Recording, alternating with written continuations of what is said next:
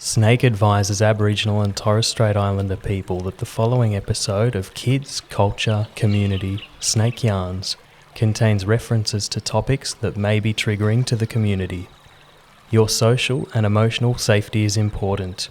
If this recording has brought up any concerns for you, please contact 13Yarn on 139276.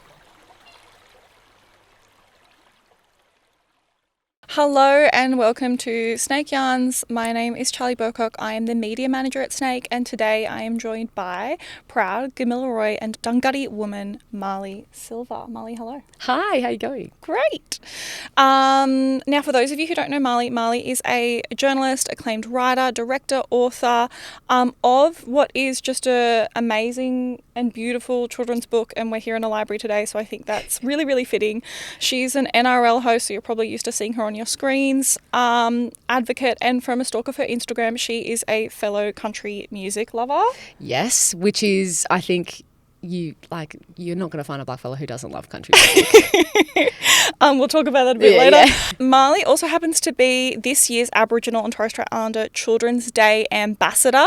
But before we start, I want to pay my respects to the traditional custodians of the land on which we gather on today, Wiradjuri and Bunurong country. Also want to pay my respects to their elders, past and present. Marlee, thank you for being here. How are you? I'm really well. Thank you for having me.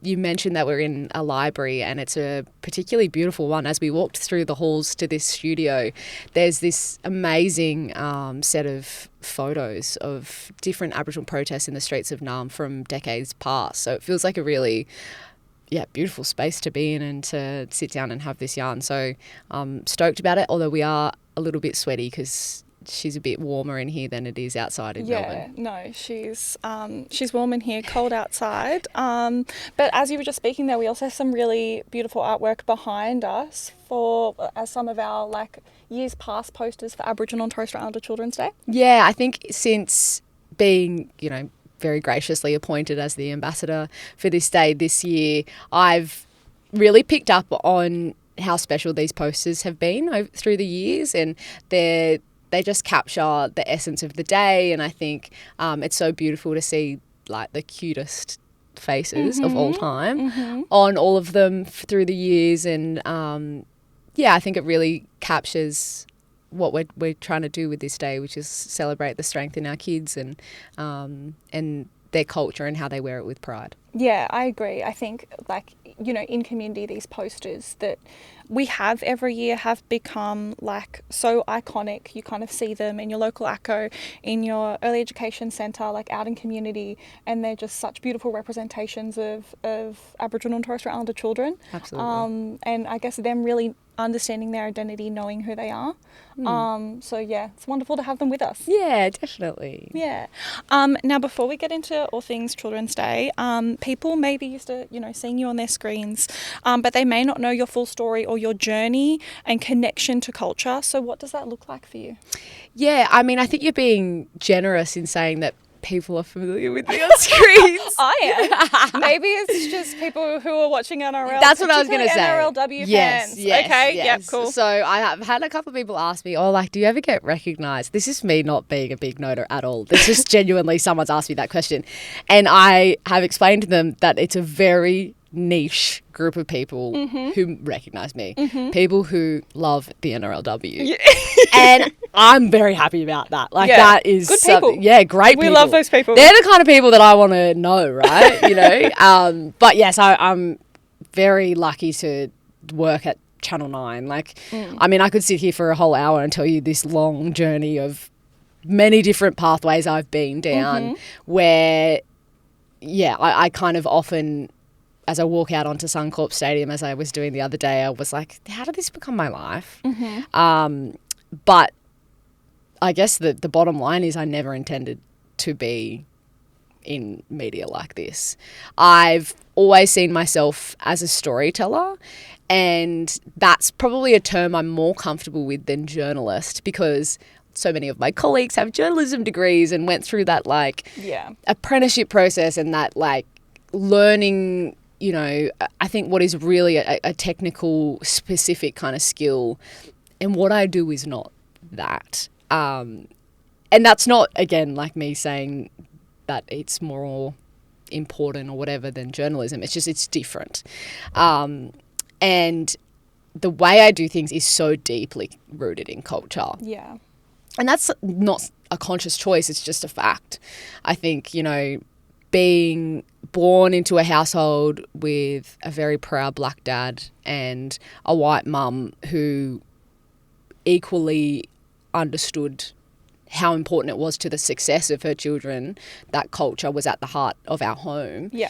I didn't realise until much later what a privilege that is to grow up in a house where my mum always tells this story because my dad was a professional rugby league player, so maybe there's a little bit of nepotism in being in rugby league media. But you know what? I actually had a good mate of mine say when I made that joke when I first started working in footy media. He said, no. As blackfellas, there's no nepotism. It's reparations. Your dad made his way in footy and he's able to give that back to you and it's for all of us sort of thing. I love that. So I'll take that. Yeah. But when dad was playing, mum reckons I must have been like 2 or 3 and we were at a game, and you know how before a footy match they do all the players on the screen and talk about who their sponsor is? So to go, Rod Silva, I don't know, it's usually like a mechanic or something, things like that. And someone's sponsor was a courier company. And she said it was the cutest thing ever. You stood up and you said, I'm a Koori, Mum. I'm a Koori. And everyone around us burst out laughing. And I cried because I was this like emotional little kid who didn't like attention or whatever. Yeah. And, but they had to be like, oh, no, like, yes, you are a Koori, you are a Koori. Yes. And from the earliest of ages, like that's just what culture was for us in our lives. And we have a big family, and admittedly we've all lived pretty far apart from each other for most of my life, but I just have lots of memories of kind of all being together. And it wasn't, these days or through most of my career I spent a lot of time talking about everything that I'm doing. I'm constantly thinking about the 15-year-old version of me, or the teenage Aboriginal Torres Strait Islander kid who's watching or whatever. But again, in coming into this ambassador role, it's really nice reflecting on the much younger version of myself and also the next generation coming through. Like at that age when it was just, a fact among many to be a blackfella, I didn't realise how it was manifesting in my life or the influence of culture on my life. And, for me, what it looked like was, this little beaded bracelet I remember I had for my entire primary school years until it broke in year 6 and I cried about it. A beaded bracelet with the Aboriginal flag colours and a pride. And that's what I just wore to school every single day. And the kids in class, they didn't question things. They just be like, oh yeah, cool. Like, it's when you become an adolescent that sort of stuff was challenged. So it's nice looking back on that period in my life where it just, there wasn't any tension around being a proud Aboriginal person because you're a kid, and kids at that age didn't care and weren't saying anything about it. So when I look back at that, I'm like, it's such a vital time in a kid's life where you get to, in my privileged position I was in, just get to be fully who you are, fully in that identity without being conscious of it. There's something in that that's really powerful, and that I wish we could help the rest of society see how important it is to nurture that in a child and not take it away from them, or not make them go, oh no, this difference makes me on the outer. I agree. There's something in that you wish you could kind of bottle up. Yeah. Right? Like the power of kids growing up in culture and not having the political impacts that kind of come along later in life. Yeah. And I think one of the things that's really interesting about what you do, and also kind of the spaces that you work within, is that it's media and it's sports. And they're two of the most politicized and represented in very different ways, areas that you could really be in. So how do you find that you navigate that in your role? That's a big question, right? Because we're born politicized in this Yeah. country. As much as I can say, you know, from birth to about 12, I wasn't conscious of how political my existence was. You can never escape it. And that's why, eventually you do have to realize that simply in being in particular places, you are challenging the way things have always been. And you undoubtedly cause some discomforts in people, I think. You know, there's no way for me to be in the room as myself, you know, especially as I came into sports media in a previous role, not in my role at Nine now, but it was the first time in my career that I was the only woman and the only non-white person in a team, which freaked me out. Obviously, I'd very consciously dedicated my career to community up until that point, and so always just being in majority black spaces, majority female spaces. And then I walked in and I was like, hang on, why is everyone at least 20 years older than me and a white man? Like, this is so bizarre. And it kind of reminded me, because I think we put ourselves in, you become an adult and you're just like, cool, I don't want to have to deal with anyone who it makes, you know, is racist or just completely doesn't align with my values and stuff. So I'd built this bubble, like the people I spend my time with, it's just like, this was completely not reflective of the world that I'd built for myself when I came into that space.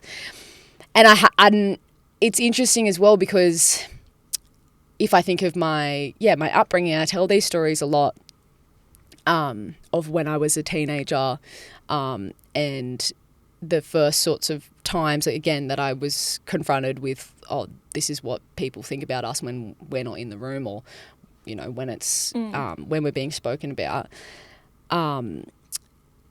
I then went through my career where I was around people who fully understood everything, so I hadn't been challenged in that way in a long time. Yeah.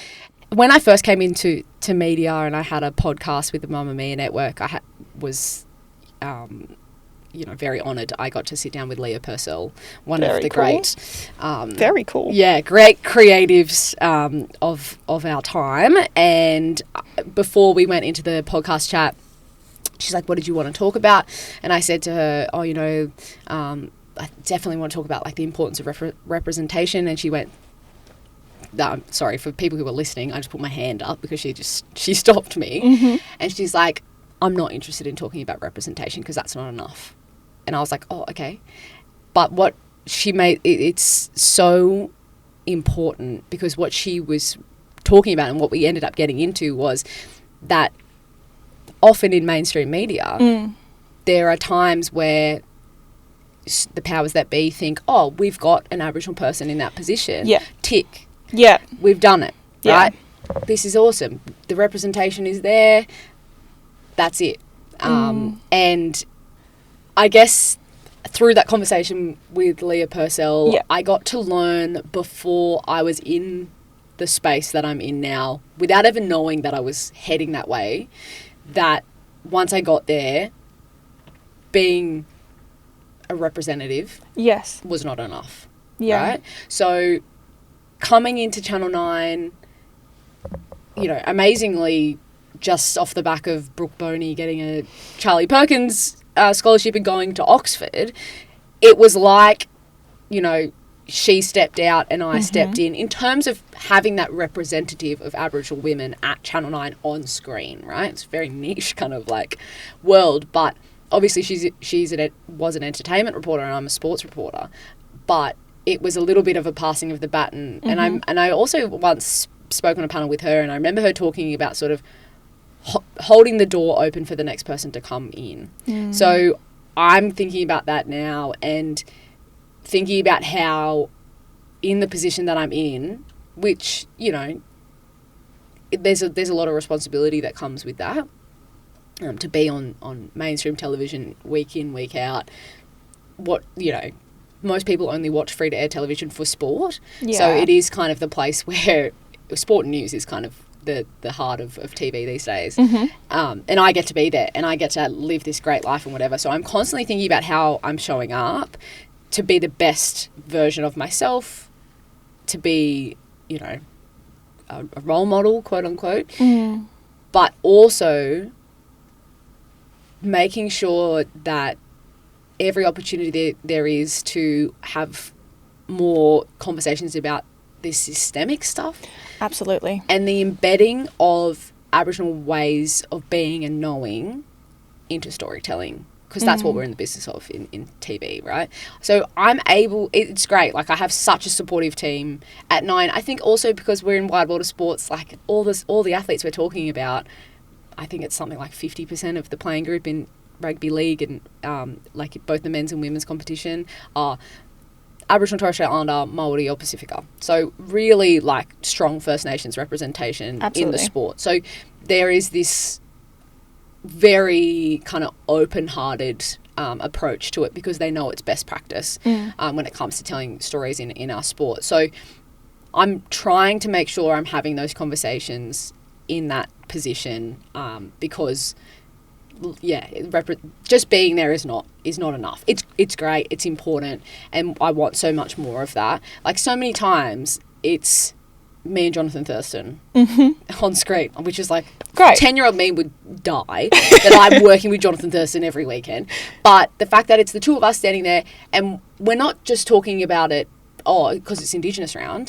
We're talking about it because he's one of the greatest rugby league players to ever live, and I'm qualified to stand there and talk with him about rugby league. And that's really cool, and I think that's really important. And so my advice to other young mob who are, because it's awesome. Like, the coolest thing for me is I get a lot of messages on Instagram and stuff from particularly young girls who want to be in this space. I love that. That's which is awesome. Wonderful. It's really, really cool.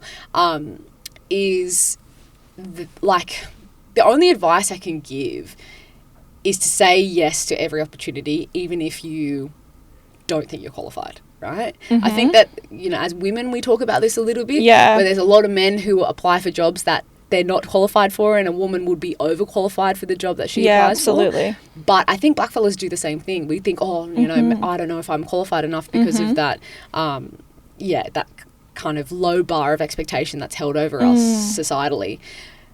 Just go for it. Like, don't doubt yourself, and just give it a crack. Like, I think my parents really just taught me you've got to put your hat in the ring to get a shot at anything. I'm a big believer in the universe will put sort of opportunities in front of you that'll absolutely, kind of tell you which way you should go, and never ever be afraid to show up as your truest self as a blackfella. Like, I've never ever compromised on my identity.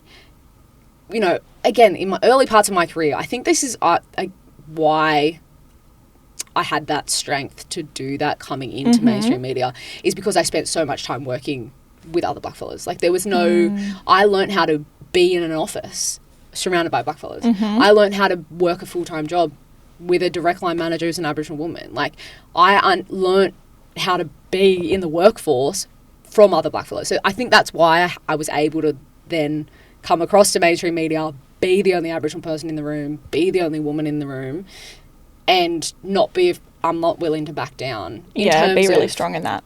My identity, I was never ever going to compromise on it, because I was able to learn all of these ways to do it. So it can sometimes be scary, but also knowing that if you can't show up as your full self in a workplace, that workplace isn't safe for you. So I think being aware of that's really important. And if you're pursuing media stuff, I think in this day and age, social media can be a pretty horrific place. It can be a dangerous place, but it's also a place where you can create your career, because that's what I did. Like, I ended up in mainstream media because I was using my Instagram to tell stories. And I was frustrated because there weren't enough stories being told about community. So I just started doing it. So if you want something, just make it. Make it yourself, I think, as well, is another piece of advice I would give. And that's just purely based on the path that I've been able to walk. It might not be right for everyone, but I've, again, what my parents have told me is you can't control whether you're the most naturally talented in the room, whether you're the most beautiful, whether you're the best, you're the smartest or whatever. You'll never control whether you're that person in the room, but you can control being the hardest worker and making a lot of sacrifice, trial and error. Don't take things personally when you get lots of no's, because especially in media, you're going to get a lot of no's. You're going to get a lot of, there's nothing here, no response to that email, no traction on the video you just posted, whatever. You just can't take it personal. Just keep going. What great advice. And I think a lot of like what you spoke to there really connects with why we celebrate Aboriginal and Torres Strait Islander Children's Day. You know, for those of you who don't know, Aboriginal and Torres Strait Islander Children's Day is celebrated on the 4th of August. And it's really for families and communities and all Australians to come together and celebrate the strengths and culture of our children. At its heart, it really talks about celebrating Aboriginal and Torres Strait Islander children and putting big smiles on those children's faces. So as the 2026 ambassador, how does it feel being this year's ambassador for the day? It's so cool. I think when you know, I was reached out to with this opportunity, I was really chuffed to even be asked. We're chuffed to have you. Because like I mentioned, like I'm always thinking about the next generation. And again, I think that's something that a lot of us, no matter what we do in our work, are thinking of. You know, I've had old aunties and uncles say to me that we think about 4 generations ahead of us in the work that we do. And, you know, we've been around for over 60,000 years, and that's how we've survived, is the knowledge that the steps that we're taking now, sometimes we won't see the fruits of that labour, but that's okay, just knowing that it's going to be better for 4 generations ahead of me. That was something, again, that I was taught at around that sort of 18, 19 mark as I come into the workforce. Like, the more I'm talking about this, I'm like, far out, I was so lucky to come into, like, or just experience the adult world the way that I did, surrounded by strong Aboriginal people who taught me so much stuff like that, that has helped inform those sorts of things. So when, you know, I'm asked to be an ambassador for Children's Day, I'm like, man, like that's cool, because that's what I'm always thinking about. And I hope in whatever small way I'm able to contribute to a brighter future. And I mean brighter in terms of what the rest of society is doing. Like, I know that our next generation and the, like, generations in between are amazing and are doing things that far exceed broader societal expectations. But if I can contribute in some small way to making things a bit better, making that path a little bit clearer, advocating for some of those changes that need to be made, by being in this position, and also using the platform I have because of my media career, that's job well done for me. Like, that's pretty, you know, constantly, again, it's so interesting. I think it's quite a Western way of looking at things. I come into media and they go, oh, where do you want to be in 5 years? Or who do you want to be like in the industry? Or what is the goal? Or what's this? And I'm like, whoa, man, like, give me a second. I just got here. It was like... But also, like, you have to follow a predetermined path rather than craft your own. And you also need to have a really clear black and white goal. It's got to look like this. Oh, you want to be the host of Sunday Footy. I'm yes. Like, whoa. I don't look at things like that. Because for me, this, like, sort of holistic success, and I think, again, this is more the ways of that, because we're a collectivist culture, not an individualist culture. That's why it's always felt weird to me when you're like, you know, of course I'm ambitious, of course I'm pursuing things that are partly for my own gain, and to build, you know, a good future for my hopeful future children. But I'm more often thinking about what position can I be in that's going to best contribute to my community. So that's why this sort of, I guess, acknowledgement from SNAICC that I would be an appropriate person to be the ambassador. Kidding? You're a wonderful person to be our ambassador. We love having you. But it just aligns with, I guess, how I want to be living my life. So that's why it means a lot to me. And yeah, I'm excited by it, especially because, as you spoke about, the day is about celebration. Absolutely. And it's about acknowledging, I think, also so many of the SNAICC partner organisations that are doing this work on the ground that are achieving amazing outcomes for our kids. Again, we hear there's so much of a language of deficit in mainstream media about us. So it's nice to be able to, because that's, look at the way that my brain just goes. Sometimes I can't just give a straight answer, but working in sports media, that's where so many of our positive stories have lived for a very long time. I agree. About culture and about our amazing athletes and stuff like that, which I never want to be like the only place that exists. So it's nice to be able to kind of go, we've got these amazing role models who are achieving amazing things, and like your Latrell Mitchells and stuff, give back to community in such beautiful, generous ways that I can also go, and as a sports media person, I'm going to tell you about what else is happening in community for our little kids, our next generation, because of this community org that's really invested in culture. No, I couldn't agree with you more. And I think, like, as the peak body for Aboriginal and Torres Strait Islander children, SNAICC is always seeing those really positive stories and really positive outcomes for kids and for their families and for their whole communities that, you know, community-controlled organisations create every single day. And one of the really beautiful connections between Children's Day and what we do is we really try to celebrate like our early education and care services that are, you know, helping to raise our children so strong in their culture and who they are. And I think that really nicely connects to this year's Children's Day theme, which is living our truth. So I'd love to hear from you about kind of what comes to you when you hear that and what that kind of means for you. Yeah, I think like the concept of truth telling and it's the way it's come to the forefront sort of after the Uluru Statement to the Heart, and just the way that we're having conversations more broadly over the last couple of years. I think, before the last couple of years, when this has been the way that we're sort of talking, I don't think I'd like heard of the concept. Like, it's a thing that's existed, but we've never, I don't know, I hadn't It's not needed to be defined. It hadn't been defined like that. Or we didn't have this word. I'm like, we're always like living our truth as blackfellas, but I understand it now, like what that concept is and what it's trying to do in terms of, I think, challenging non-Indigenous people to think a different way, and living your truth, to me, is kind of what I was alluding to when I was talking about, you know, my career and how I hope to show up into a workplace, or like every day I'm striving to show up as my true self, my whole self, and first and foremost I'm a blackfella.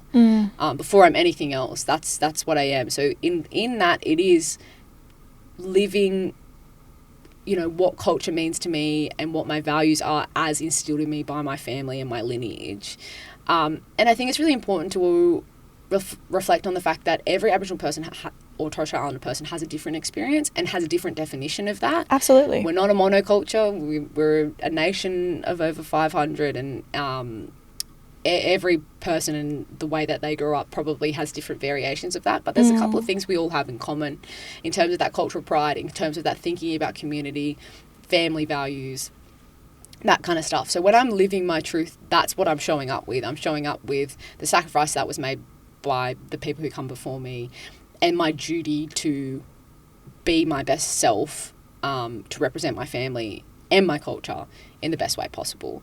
And when it comes to our next generation of kids, like living your truth is being you. Like, it's just being you. It's just, you know, like these beautiful babies that are on the posters behind us. It's whatever that looks like, showing up as yourself and not feeling like you have to adhere to the expectations of what is a white society that we live in. And I think that's the beautiful thing about especially that early childhood, that part of our community. Like, there's so much freedom in that. It's such a beautiful time in a child's life to be free, you know, hopefully. That's your hope, right? You want a child to be free to have fun, free to play, free to express culture by existing. So that's I think that we can learn a lot from that age group as adults. Like, I often, in sort of reflecting on my story or my journey over particularly the last 10 years, is you know, I've had some really tough times. I've probably hit my rock bottom twice, which is not very fun. But we all do. Yeah, in the coming back up from that is sort of the standing up from rock bottom and trying to be my happiest, healthiest self. At my happiest, healthiest self, I am more like my 5-year-old self than I am like my 20-year-old self. That's beautiful. So I just think that's why that age is so beautiful. I watch these, like, my mum worked for Kodak. That's how old I am. Oh, wow. My mum worked for Kodak when I was a kid. Yeah. And so she had all the amazing sort of like video cameras and stuff. Yeah. So she's got these great home videos of us. And me at 5, there's this amazing video, actually. I'll try and get it to you. Where, I'm 5 years old. We're in Canberra and we're at the 10 Embassy. And I'm in the back of the car and Mum's like, where are we today? And I go, hi, I'm Marlee Silva. And today we're going to the Aboriginal 10 Embassy. And but like full doing this reporter thing. Like, oh, it's hilarious. Because like, obviously I don't remember that. But I'm watching this video and I'm like, oh yeah, when I came back to that version of Marlee, that's me at my best. Yeah. That's where that other stuff that is imposed by the outside world, by the outside expectations about experiences that are negative or that make you become smaller than who you really are. I'm like, oh no, once I got all of that out of my brain, once my frontal cortex fully formed, like, I'm like, that's who I am. Yeah. This silly little, likes a bit of attention, likes to be in the camera, likes to project her voice. And that's, was at the time when then the opportunity came up for me to be on television. And I used to always say that was never my intention. But then I look back at 5-year-old me, I'm like, oh, did I just tell myself that will never be the case for me? That will never be an opportunity that comes up. So I'll bury it. I'll say I'm going to be an English teacher because it's more achievable. And then, that's what I ended up doing. So I think that's something, that's what living your truth is. It's being you at your truest self, and I think you are your truest self at 5 years old. Yeah, and not kind of playing it small. Yeah. Absolutely. So if we're thinking about those little 5-year-olds and the little 5-year-olds that we're going to be celebrating with on August 4th, what are your hopes and aspirations for them? Oh, I hope that, they don't lose sight of what they want to be in the moment that they are, right, when we're talking to them, right? I hope that they don't feel like they have to make their dreams smaller because, it's not possible for me to achieve that. I hope they never feel afraid to express themselves in whatever, way, shape or form that manifests or what it looks like. Like, that's what I hope. And I hope that on a more macro scale, that they're part of a generation that completely flips on its head some of those statistics that still remain about our kids finishing high school, going on to university, our juvenile incarceration rates, our, those statistics that become a big part of that language of deficit in a mainstream media sense around our kids. I hope they continue to defy those because they are already doing that. And that they just, are living in a world where they know that being a blackfella is amazing and that there's so much power that comes with it, and that in being a blackfella, your potential is limitless because, again, we are the oldest surviving culture in human history. We have survived ice ages and bushfires and colonization. Like, we did it all. Like, we can do anything. And that's what I always hope. And when it comes to the day itself, I just hope that I'm entertaining enough for them. Oh my God, I'm sure you are. I've been entertained. So I'm sure they will be. And I guess, like, from what you're saying, it really does all start in those early years, hey? Definitely. Yeah. Definitely. I think so. Marlee, thank you so much for today. Thank you so much for coming on the podcast and for being our incredible ambassador. We are so looking forward to celebrating with you on August 4th for our flagship event as SNAICC, and we're also looking forward to seeing all the celebrations across the country. We know so many different organisations do something for Aboriginal and Torres Strait Islander Children's Day to celebrate that strength, to celebrate, children being so strong in their identity and all the things that you've spoken to, which are so incredibly important. So thank you, and it's been great. Thank you so much. And that's a wrap for another episode of Kids, Culture, Community. As we close, we again acknowledge the traditional custodians of the lands and waters across Australia and pay our respects to elders past, present and emerging. If this episode resonated with you, help us continue to amplify Aboriginal and Torres Strait Islander voices by following and sharing this podcast episode. You can find all episodes, transcripts and additional resources on the SNAICC website, or watch full episodes on our YouTube channel. And if you've got a story to share or topics you'd like us to discuss, we'd love to hear from you. Until next time, look after one another.